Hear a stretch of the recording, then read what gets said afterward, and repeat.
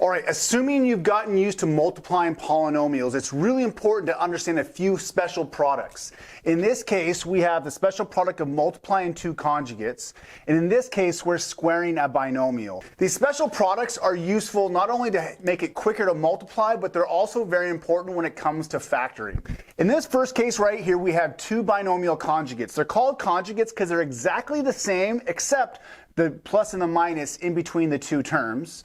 That will be this special form right here. A plus b times a minus b equals a squared minus b squared. This second will produce what we call a perfect square trinomial because we're squaring a binomial. So given our formulas here, a plus b times a minus b is a squared minus b squared. In this case, a is the x. So the first term is x squared. Minus, always minus, the second term is b is a 5, so 5 squared is 25.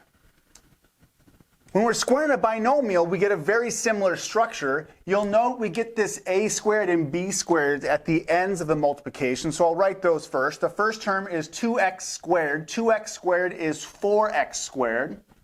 The last term here is plus whatever this is, 6 squared is a plus 36. The difference in this case is this middle term right here, the 2ab. I'll show you how to figure that out. The a and the b is these two terms being multiplied together. 2x times 6 is 12x. What we need to do is multiply that by 2 and put it here. That would be 24x. Applying the special products formulas is as simple as that. You have the multiplication of two conjugates gives you this. Importantly, when we factor, we're going to call this the difference of squares. Here we're squaring a binomial following the same pattern. We get the same things on the ends. The important thing here is we have this middle term that is 2 times whatever these two terms are being multiplied together. Next, what I'll do is explain why these formulas work. For the multiplication of two conjugates, let's investigate why we get this x squared minus 25. When we multiply two binomials together, we have to multiply each term of the first binomial by each term of the second polynomial. In this case, we get an x times an x to get an x squared. That's our x squared we get in the end. The next multiplication is the x times a negative 5, which is negative 5x. Then we have a 5 times an x, which is a positive 5x. And finally, positive 5 times negative 5 here is a negative 25. Interestingly, what we always get when we multiply two conjugates together are these middle terms that cancel each other out. Because of that canceling out, what we always get is the first multiplication, the x times the x squared, or in this case, the a squared. And the final term is always the negative of this 5 squared.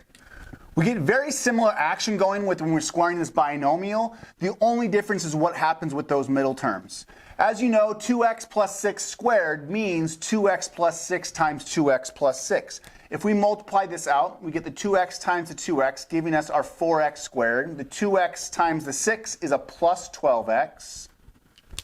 When we multiply the 6 times the 2x, we get another 12x. We multiply the 6 times the 6, we get this plus 36 here.